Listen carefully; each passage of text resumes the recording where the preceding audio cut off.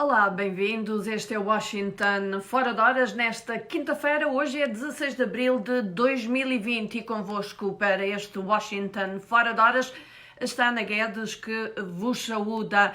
E vamos começar com aquela que continua a ser a manchete em todo o mundo. Vamos fazer aqui uma atualização dos números do Covid-19. E começamos pelo continente africano, que tem 910 mortes e um pouco mais de 17 mil casos.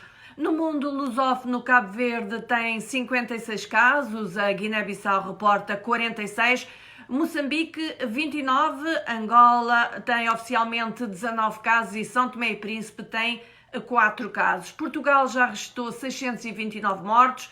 No Brasil, o número de vítimas ascende agora a quase 1.800. Ainda em África, os países africanos com o maior número de casos confirmados de Covid-19 continua a ser a África do Sul, o Egito, a Argélia, Marrocos e os Camarões.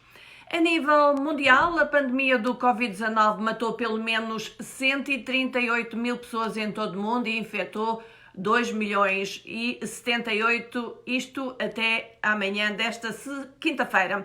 E isto de acordo com os dados que são compilados pela Universidade de Johns Hopkins.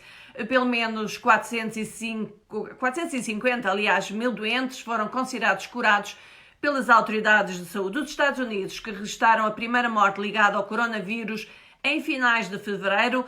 Lideram em número de mortes e casos o mundo com mais de 30 mil mortes e quase 640 mil casos. Depois, os países mais afetados são a Itália, a Espanha, a França e o Reino Unido. Agora vamos falar de Covid-19, mas relativamente a Angola. Isto porque os profissionais de saúde na província da Huila enfrentam escassez de material de proteção para fazerem face a eventuais casos de Covid-19, principalmente no interior da província. A denúncia foi feita pelo representante local do Sindicato Nacional dos Médicos, que alerta para a alteração desta situação. No município de Chipundo, que dista 450 km da cidade do Lubango, problemas estruturais que vão desde as más condições das vias de acesso ao insuficiente número de técnicos de saúde fragilizam as ações de prevenção contra a pandemia. Isto segundo admite o próprio administrador municipal adjunto, Moisés Chivanda, que falava a uma rádio local.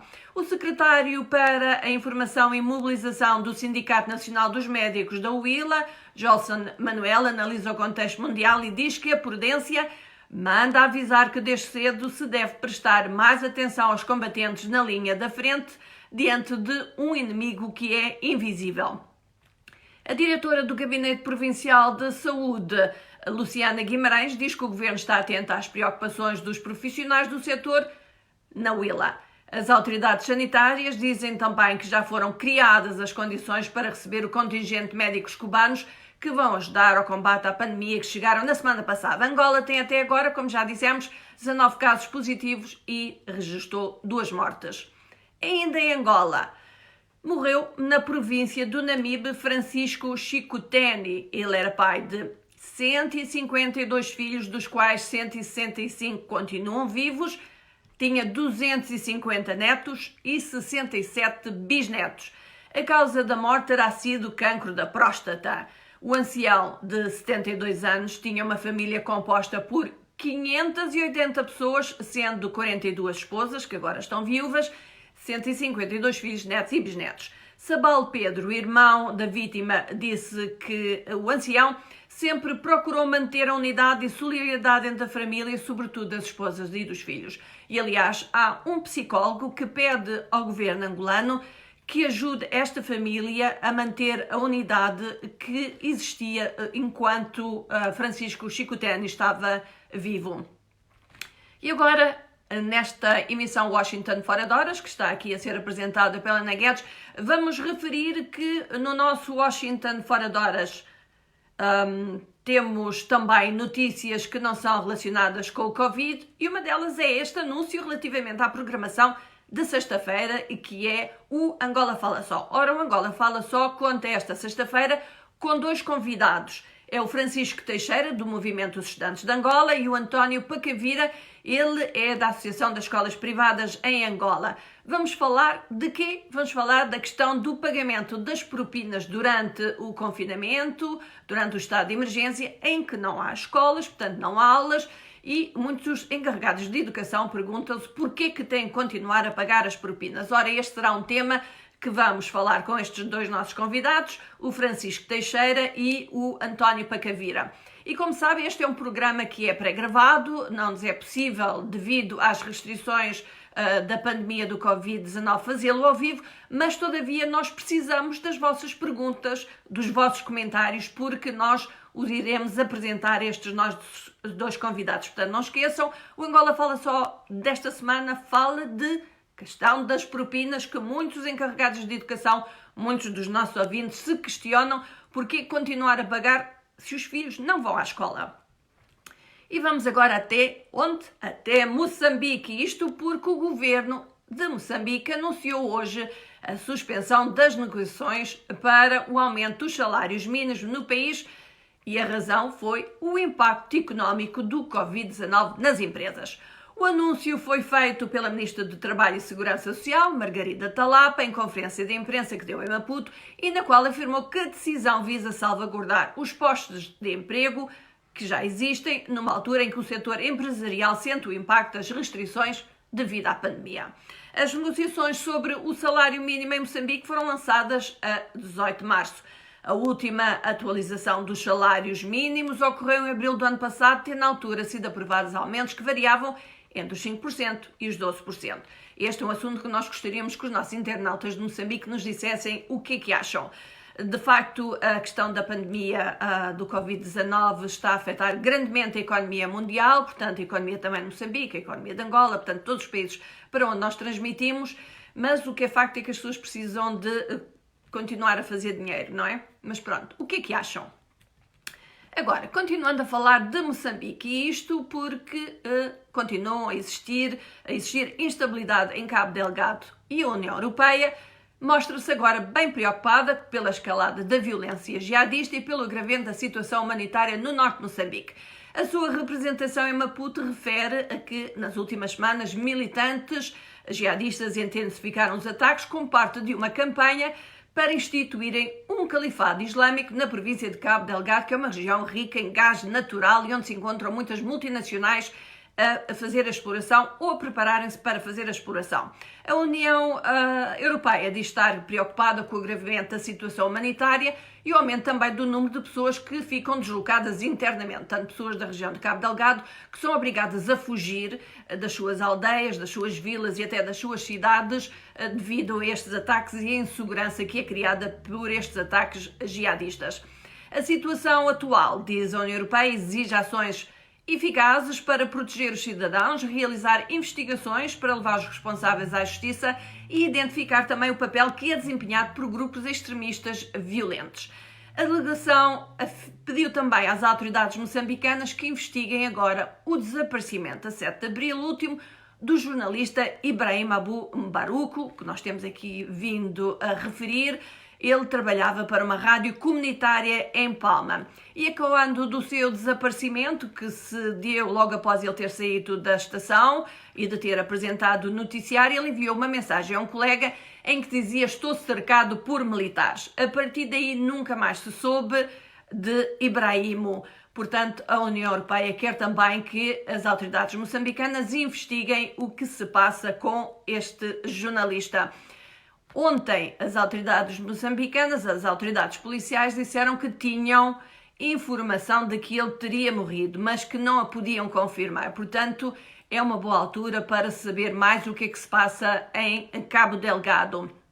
Entretanto, a União Europeia diz que está preparada para ajudar Moçambique a resolver a crise, mas apesar das promessas do presidente Filipe Nyusi, nem a polícia nem o exército, recentemente apoiado por empresas estrangeiras de segurança privada, conseguiram impedir os ataques em Cabo Delgado. E aqui fica o meu repto aos nossos internautas que se encontrem em Cabo Delgado, que conheçam a situação em Cabo Delgado, que nos digam o que se está a passar. Nem sempre é fácil ligar para Cabo Delgado, nem sempre É fácil saber o que se passa em Cabo Delgado, mas aqui fica o meu pedido. Digam-nos o que é que se está a passar em Cabo Delgado, digam-nos também o que é que acham que o governo poderia fazer relativamente à proteção dos seus cidadãos e também à proteção da sua soberania nacional em Cabo Delgado, onde ocorrem com frequência, sobretudo nestas últimas semanas, ataques de jihadistas. Entretanto, nenhuma parte da problemática província do Norte de Moçambique está sob controle dos insurgentes, isto afirmou o comandante da Polícia Nacional, Bernardino Rafael. Os comentários de Bernardino Rafael surgem na sequência do aumento da frequência dos ataques na província de Cabo Delgado, onde, como já dissemos, existem projetos de bilhões de dólares em gás liderados por várias multinacionais. Ele disse que a situação em várias áreas, incluindo Mocimboa da Praia, que é a cerca de 350 km dos projetos de gás natural, era tensa. Inicialmente, os ataques foram reivindicados por um grupo com o nome de Al-Sunnah al-Jamaa. Mais recentemente, no entanto, o Estado Islâmico reivindicou os ataques através de comunicados colocados nas suas agências de notícias. Continuando em Moçambique, o Parlamento moçambicano está ainda a apreciar a proposta de Orçamento de Estado para 2020 e o Plano Económico e Social que deverá ser votado ainda nas próximas horas. Num orçamento onde não estão previstos os 3,4 bilhões de meticais para a saúde, que a saúde precisa para o combate ao novo coronavírus, mas há um aumento na despesa com as forças de segurança e defesa e reforço da verba para o pagamento da dívida pública, onde constam 2 bilhões adicionais para amortizar o empréstimo da Ematum. Isto segundo uma análise feita pela jornal A Verdade.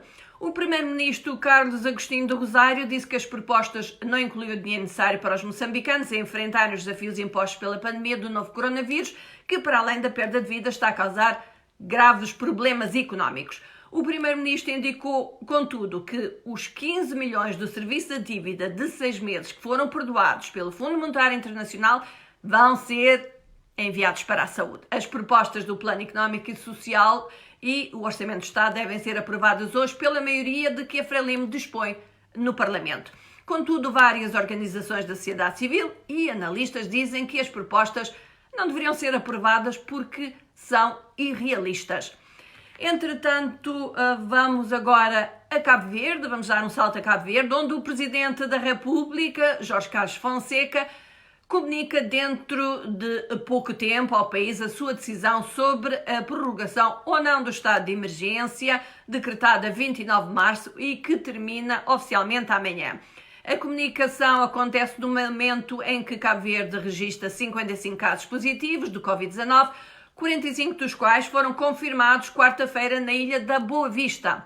Na sua publicação no rede social Facebook, o chefe de Estado refere que manteve em contacto regular com o Primeiro-Ministro, teve também conversas com ministros da Saúde e está em contacto com o Diretor Nacional de Saúde sobre a execução do plano de exceção, em particular sobre a situação na ilha da Boa Vista. O Governo, o Diretor Nacional de Saúde e vários especialistas defendem a renovação do estado de emergência.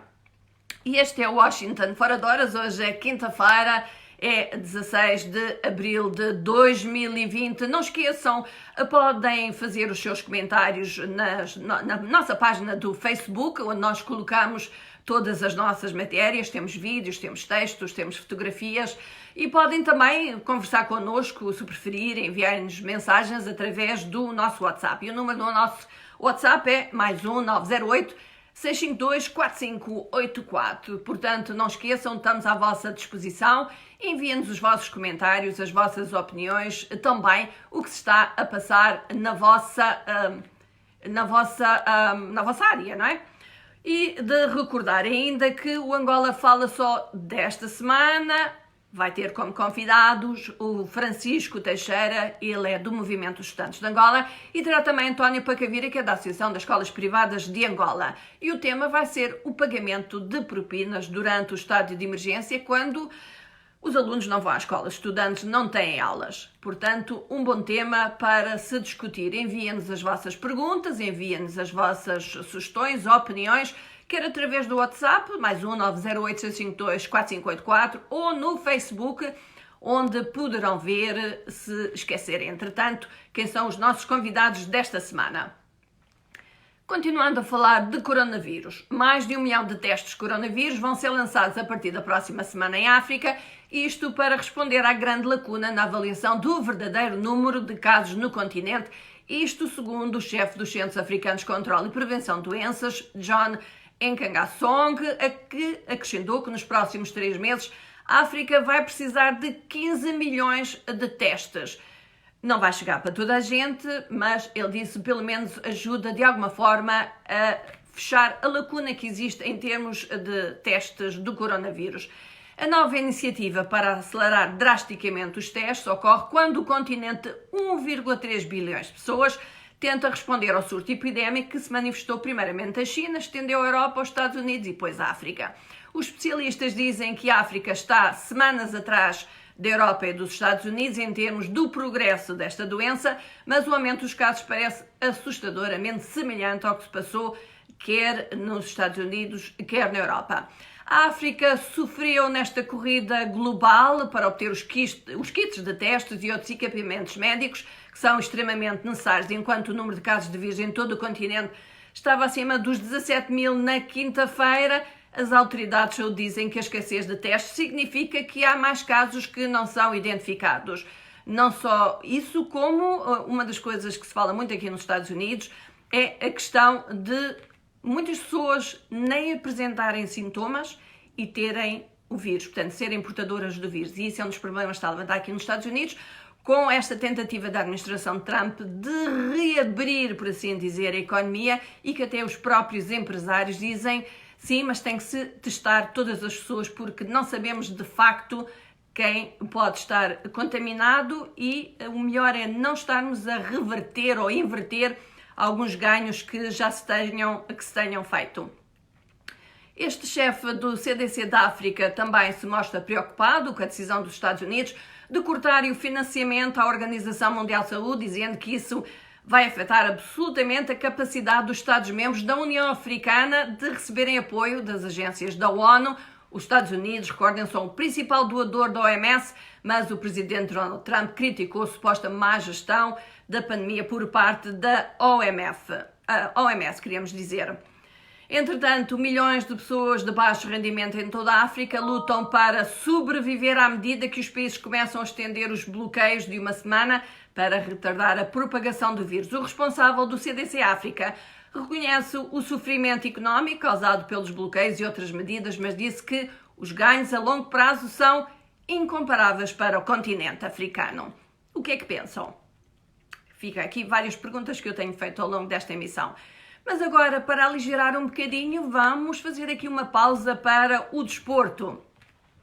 E isto porque também o impacto do coronavírus continua a ser o único tópico para discutir e uma coisa é certa, durante muitos e muitos meses, mesmo que as competições comecem a regressar, nada vai ser como era antes. Amanhã, em Inglaterra, representantes de 29 clubes da primeira divisão inglesa, da Liga Inglesa, vão reunir-se via videoconferência para decidir sobre quando e como fazer regressar o campeonato. Sabe-se que uma data a ser aventada é o próximo dia 6 de junho e todos parecem determinados em fazer terminar a época suspensa no passado dia 1 de março. Se recomeçar em junho, os jogos serão contudo à porta fechada, mas agora levanta-se outro problema. Há também os jogos da Taça de Inglaterra e a competição CAP que estão nos quartos de final. E depois outro problema, quando é que começará então a próxima época se estamos a adiar o final desta temporada? Portanto, poderá ser que José Mourinho nos diga alguma coisa via Facebook, o que é que ele acha. Os otimistas dizem que se pode terminar a época no final de agosto ou princípio de setembro e depois dar um período de descanso de 15 dias e começar a próxima época, que provavelmente será então à porta fechada ou com um público muito reduzido, distanciamento social. Na Alemanha, entretanto, fala-se de um regresso do campeonato já em maio, as equipas já regressaram aos treinos e se recomeçar em maio será tudo à porta fechada. O impacto económico do Covid-19 está, entretanto, a ter efeito de uma bomba relógio, explodindo aqui e ali, causando devastação económica e levando também os clubes a reduzirem os ordenados que pagam aos seus jogadores. Aqui nos Estados Unidos, o dono de um dos clubes da Liga Americana, a Major League de futebol, avisou que as perdas financeiras da Liga serão astronómicas. Adrian Auerner, que é dono do Seattle Sounders, afirmou que os prejuízos poderão ascender aos milhares de milhões de dólares.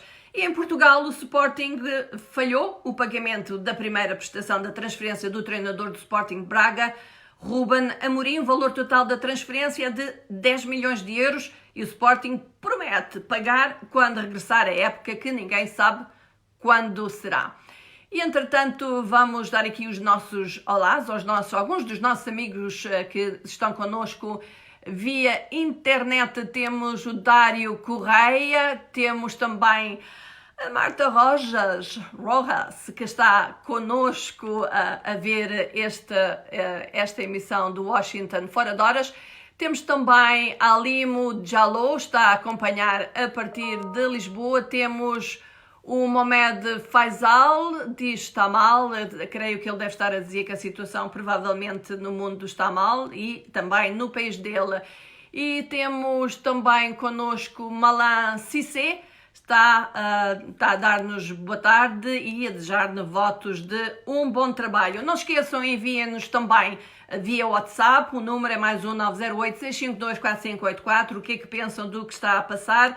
Nós estamos aqui a aproximar-nos do final desta emissão do Washington Fora de Horas, mas gostaríamos de dizer que o Senegal, que é um importante centro aéreo da África Ocidental, prorrogou a suspensão de todos os voos de e para o país até 31 de maio, como parte das medidas para conter o coronavírus. O país interrompeu em março os voos de passageiros, mas não os de carga, uma medida que foi aplicada inicialmente à França, Itália, Espanha e vários outros países da Europa e Norte de África, antes de tornar uma suspensão geral.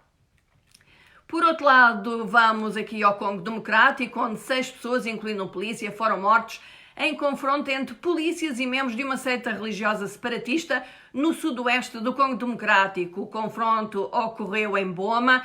A polícia estava na altura a tentar impedir que os membros da seita perseguissem estrangeiros na área.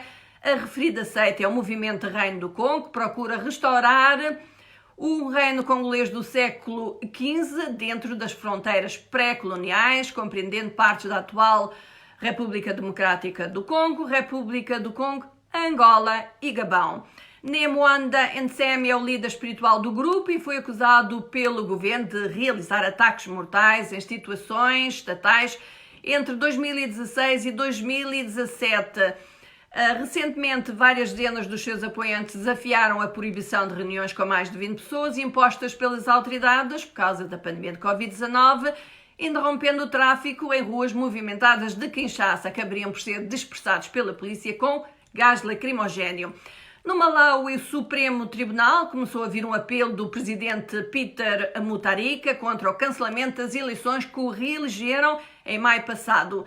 Admitindo que as leis eleitorais foram desrespeitadas durante a votação, os advogados do presidente e a Comissão Eleitoral disseram perante o Supremo que as violações não prejudicaram materialmente ninguém. O Tribunal Constitucional anulou os resultados da votação de maio de 2019 e ordenou nova votação, citando irregularidades. Entretanto, as audiências estão programadas para durar 2 semanas. Uma nova eleição foi marcada para 2 de julho, embora possa ser adiada pelo apelo e pelo surto do coronavírus. Foi a primeira vez que uma eleição presidencial foi contestada por motivos legais no Malawi, isto desde a sua independência da Grã-Bretanha em 1964. E agora vamos ao trending, vamos à parte da imprensa social, os mídias sociais. Isto foram informações recolhidas pela Mayra. No Twitter, o assunto do dia não é um tema, mas o nome de uma pessoa, Michael Che. Michael Che é um dos apresentadores do famoso programa de sátira da Saturday Night Live, aqui nos Estados Unidos. Ele anunciou que vai pagar a renda correspondente ao mês de 160 residentes do edifício onde a avó dele vivia. A avó de Che morreu vítima do Covid-19. O comediante aproveitou o anúncio para desafiar o governador do estado de Nova Iorque, Andrew Cuomo, e presidente da Câmara de Nova Iorque, Bill de Blasio, e até o rapper nova-iorquino P. Diddy a trabalharem numa solução para o perdão da dívida de pessoas dentro do programa de habitação pública. No Instagram, um dos posts mais populares é uma publicação em espanhol, o El Mostrador, que colocou aos seus seguidores a seguinte questão: o que têm em comum os países com melhores resultados no combate ao Covid-19? E na imagem do post estão 7 mulheres, líderes de 7 nações que conseguiram reverter a curva da propagação do vírus. As nações são Alemanha, Islândia, Taiwan, Nova Zelândia, Noruega, Finlândia e Dinamarca. E agora vão-me permitir que eu tenho aqui uma tossezinha que está aqui, uma coisita aqui na garganta. Perdão, voltamos então aqui às notícias. Entretanto, não se esqueça, na página do Facebook da Voz da América vale a pena ver reportagens sobre estudantes estrangeiros em Wuhan, preocupados com as suas famílias, o vídeo do traficante brasileiro Fuminho, que foi detido em Maputo. No nosso website chamamos a atenção para toda a cobertura do coronavírus, mas também aos ataques extremistas no norte de Moçambique, e todos os dias a Voz da América partilha no Facebook e no Twitter gráficos atualizados com as informações mais recentes sobre o coronavírus. E vamos terminar com uma notícia sobre a literatura. O mundo da literatura está hoje, de alguma forma, a sofrer uma grande perda, isto com a morte do escritor chileno que mais vendia, Luís Sepúlveda. Ele morreu num hospital em Espanha, 6 semanas depois de ter testado positivo para o coronavírus. Isto segundo informou a sua editora nesta quinta-feira. Sepúlveda tinha 70 anos de idade. Ele era mais conhecido pelo romance O Velho que Lê Histórias de Amor. Ele esteve exilado do Chile em 1977 devido à ditadura de Pinochet. Viajou extensivamente antes de se estabelecer na Europa na década de 1980. Ele começou por mostrar sintomas do Covid-19 a 25 de fevereiro. Após regressar de um festival no norte de Portugal, foi levado então na altura para um hospital em Oviedo, onde vivia há mais de 20 anos. A 10 de março, os jornais locais informavam que ele estava em estado crítico, mas desde então não havia mais nenhum detalhe sobre a sua situação. Nascido em outubro de 1949, Sepúlveda tornou-se ativista político quando jovem, primeiro na Juventude Comunista do Chile e depois nos socialistas. Em 1973 foi preso pelo regime de Pinochet, acusado de traição, preso por 2 anos e meio, libertado depois quando a Amnistia Internacional interveio, passou um tempo fugido e depois exilou-se finalmente em 1977 em Espanha. Ele escreveu cerca de 20 romances, crónicas, histórias e livros infantis que são conhecidos pelo seu humor simples e representação da vida na América Latina e foram traduzidos em vários idiomas, incluindo em português. E assim, amigos ouvintes, se vai despedir de vocês Ana Guedes. Aqui fica o Washington Fora de Horas. Mas antes de terminar, não se esqueçam que o nosso Angola Fala Só desta semana vai falar sobre a problemática de porquê pagar propinas quando os alunos não têm a escola, quando, devido às restrições impostas pelo estado de emergência, as escolas foram encerradas e os alunos não podem ir à escola, não têm aulas, nem tampouco online. Portanto, aqui fica, não se esqueçam, enviem-nos as vossas perguntas, os vossos comentários, quer através do Facebook, quer através do WhatsApp. Não esqueçam, o nosso WhatsApp é mais 908-652-4584.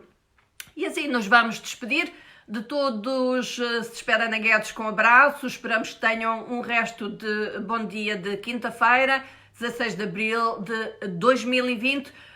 O Washington Fora de Horas regressa amanhã, sexta-feira, com o João Santa Rita. Até lá, um abraço para todos. Fiquem bem, o melhor possível.